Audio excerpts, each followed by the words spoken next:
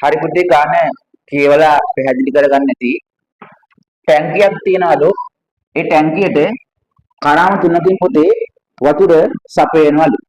ඒ කරාමයේ B කරාමයේ C කරාමයේ කියලා. අපිට දීලා තියෙනවා මේ කරාම තුනෙන් වෙන වෙනම තනිව විවෘත කරොත් මේ ටැංකිය පුරවන්න ගතවන කාලය.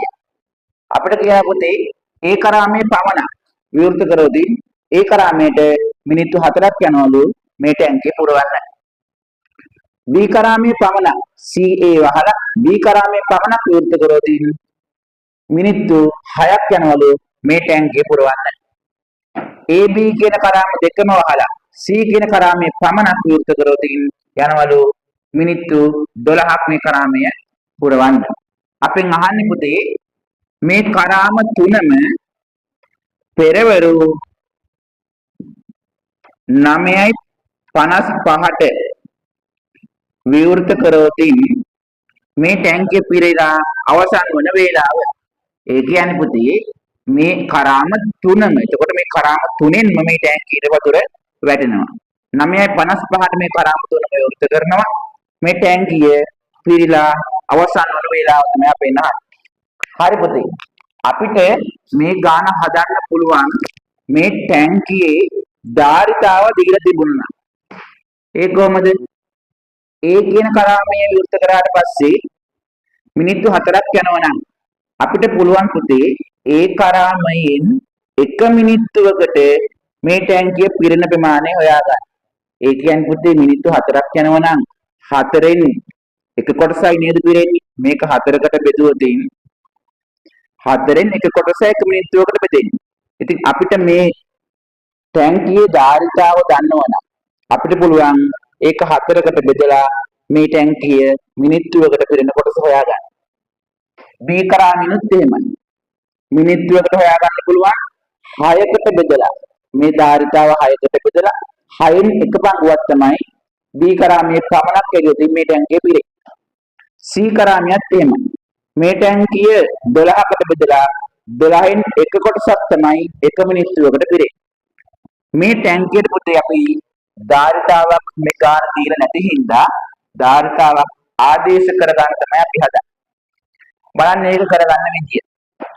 අපිට පුතේ 1 මිනිත්තුවකට මේ ටැංකිය පිරෙන ප්‍රමාණය A කරාමය ඇරියට පස්සේ B කරාමය ඇරියට පස්සේ C කරාමය ඇරියට පස්සේ හොයාගන්න නම් අපිට වෙනවා මේ කරාමයේ මේ ටැංකියට ධාරිතාවක් අපි විසින් ආදේශ කරගන්න. ධාරිතාව නිර්මාණය කරගන්න අපිට උදව් කරගන්න පුළුවන් පුතේ මෙන්න මේ දීලා තියෙන ටැංකිය පිරීමන ගතවන කාලය. අපිට පුතේ පුළුවන් මෙන්න මේ දීලා තියෙන මිනිත්තු ප්‍රමාණය මේ ටැංකියේ ධාරිතාව හොයාගන්න උදව් කරගන්න. ටැංකියේ ධාරිතාව අපි ආදේශ කරන සංඛ්‍යාව ටැංකියේ ධාරිතාව විදියට අපි ආදේශ කරන සංඛ්‍යාව පුතේ 4ෙන් බෙදෙන්නත් ඕන. ඇයි 4ෙන් බෙදෙන්න ඕන? 4ෙන් බෙදුනොත් තමයි අපිට 1 මිනිත්තුවකට ඒ කරාමයට පස්සේ පිරෙන ප්‍රමාණය හොයාගන්න පුළුවන් වෙන්නේ. 6ෙන් බෙදෙන්නත් ඕන.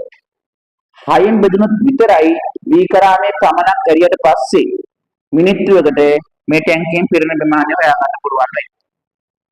12ෙන් බෙදෙන්නත් ඕන අපි මේකට ආදේශ කරන ධාරිතාව.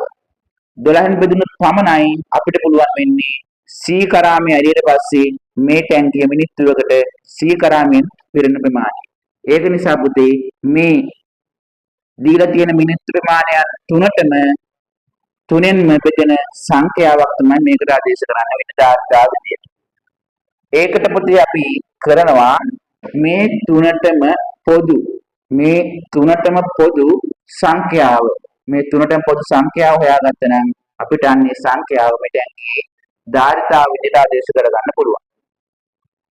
ඒක කොහොමද හොයාගන්නේ?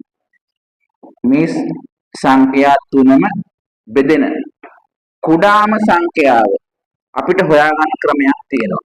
පුතේ මේ වගේ ගානක් ආවොත් අපිට දීලා තියෙනන්නේ වේලාවන් ටික 15ට බෙදාගෙන යන්න. 4 6 12 අපි මේ හොයන්නේ පුතේ මේ සංඛ්‍යා තුනම බෙදෙන කුඩාම ළඟම තියෙන සංඛ්‍යාව 4 බෙදෙන 6 බෙදෙන 12 බෙදෙන සංඛ්‍යාව හොයන ක්‍රමය තමයි අපි මේ හොයාගෙන යන්නේ. බලන්න පහළට බෙදෙනකොට ඉස්සෙල්ලා බෙදමු දෙකේ. දෙකෙන් බෙදුවට පස්සේ 4ට 2 ඒවා 2යි 6ට 2 ඒවා 3යි 12ට 2 ඒවා 6යි. ඊට පස්සේ ආයෙත් දෙකෙන් බෙදන්න පුළුවන්.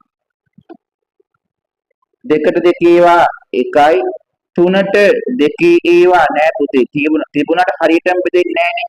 හරියටම බෙදෙන්නේ නැති අවස්ථාවක අපි ලියන්නේ එම ඉලක්කම ආයෙත් ලියනවා. 6ට 2 ඒවා 3යි. දැන් දෙකෙන් බෙදන්න බෑ. දැන් අපිට පුළුවන් 3ෙන් බෙදන්න. 1යි 3ට 1යි 3ට 1යි. එහෙනම් පුතේ 15ට එකේ පේලියක් එනකන් අපිට මේ ටික බෙදාගෙන යන්න වෙනවා. ඊට පස්සේ බෙදපු ඉලක්කම් ටික අරගෙන ගුණ කරන්න. දෙක ගුණ කරනවා 2. ඊට පස්සේ ගුණ කරනවා 3. එතකොට අපිට එන පුතේ 4ත් 4නුත් 6නුත් 12නුත් බෙදෙන කුඩාම සංඛ්‍යාව. දෙවරක් 2 4යි 4 වරක් 3 12යි. හරි. 12 පුතේ ගන්න පුළුවන්. හරිනේ 12යි 12නුත් බෙදෙනවා 6නුත් බෙදෙනවා 4නුත් බෙදෙනවා. එහෙනම් මේ ටැංකියේ ධාරිතාව විදියට අපිට ආදේශ කරගන්න පුළුවන් ලීටර් 12ක් කියලා. දැන් පුතේ අපිට පුළුවන් මේ ටැංකියෙන් ඒ කරාමේ විතරක් ඇරියට පස්සේ 1 මිනිත්තුවකට පිරෙන ප්‍රමාණය හොයාගන්න.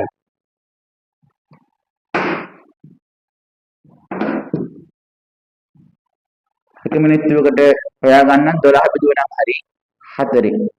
මිනිත්තු 4ක් යනවනේ මේ ඒ කරාමේ විතරක් මේක පිරෙන්න 12ක් පිරෙන්නේ නැහැ. ඒකට හොයාගන්න 12 බෙදන්න 4. 12 4ෙන් බෙදුවම ලීටර් 3ක් පිරෙනවා. මේ කරාමෙන් පමණක් නම් 12 බෙදන්න කීයෙන්ද 6.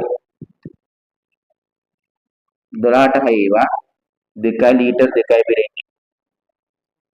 12 බෙදන්න 12යි. එතකොට 1යි. ලීටර් 1යි පිරෙන්නේ. 1 මිනිත්තුවකට පුතේ ඒ කරාමෙන් ලීටර් 3ක් පිරෙනවා. B කරාමෙන් ලීටර් 2ක් පිරෙනවා. C කරාමෙන් ලීටර් 1ක් පිරෙනවා. අපිට දැන් පුළුවන් පුතේ 1 මිනිත්තුවකට මේ තුනම විවෘත කරාට පස්සේ පිරෙන ප්‍රමාණය හොයාගන්න. 3යි 2යි 5යි 5යි 1යි 6යි. 1 මිනිත්තුවකට මේ කරාම තුන මැරියට පස්සේ ලීටර් 6ක් පිරෙනවා. එහෙනම් පුතේ දැන් අපිට 1 මිනිත්තුවකට 6යි මේක සම්පූර්ණ තියෙන ධාරිතාව 12. 1 මිනිත්තුවකට 6ක් පිරෙනවා. 12ක් පුරව ගන්න ඕනේ නම් තව මිනිත්තුවක් අපිට මේක විවෘත කරලා තියන්න වෙනවා. එතකොට තව 6ක් පිරෙනවා. එතකොට 6යි 6යි අන්න සම්පූර්ණ ටැංකිය පිරෙන ලීටර් 12ම පිරුණා. එහෙනම් බලන්න කොච්චර කාලය ගියාද කියලා. මිනිත්තු ගියා 2ක්. එහෙනම් පුතේ මේක පිරෙන්න යනවා මේ ටැංකිය කරාම 3 මැරියට පස්සේ මිනිත්තු 2ක්. එහෙනම් අපිට දීලා තියෙනවා පෙරවරු 9:55ට මේක කරාම 3ම විවෘත කරන්න. එහෙනම් අපි ගත වුණු කාලය තව මිනිත්තු 2ක් ගියානේ. මිනිත්තු 2 මෙතනට එකතු කරා. 7යි 57යි මිනිත්තු පැත්තට එනවා. මේ පැත්ත පැය 9යි 57 වෙනකොට මේ ටැංකිය පිරලා ඉවරයි. එහෙනම් පුතේ මේ ගානේ හදන්න අපිට ලේසියෙන්ම පුළුවන්. මෙන්න මේ ටැංකියට අපි ධාරිතාවක් අපි විසින් නිර්මාණය කරගත්තම. ඒකට කරන්නේ පුතේ අපිට දීලා තියෙන මේ වේලාව බෙදෙන කුඩාම සංඛ්‍යාව හොයාගන්න ඕනේ. ඒ සංඛ්‍යාව මේ ටැංකියේ ධාරිතාව විදිහට ආදේශ කරලා අපිට පුළුවන් මේ ගානට පිළිතුර හොයාගන්න. එහෙමනම් මේ වගේ ගානක් ආවොත් මේ විදිහට උත්සාහ කරලා බලන්න හරිම ලේසියෙන් උත්තරේ ගන්න පුළුවන්. අපි එහෙනම් ආයෙත් දවසක හම්බ වෙමු.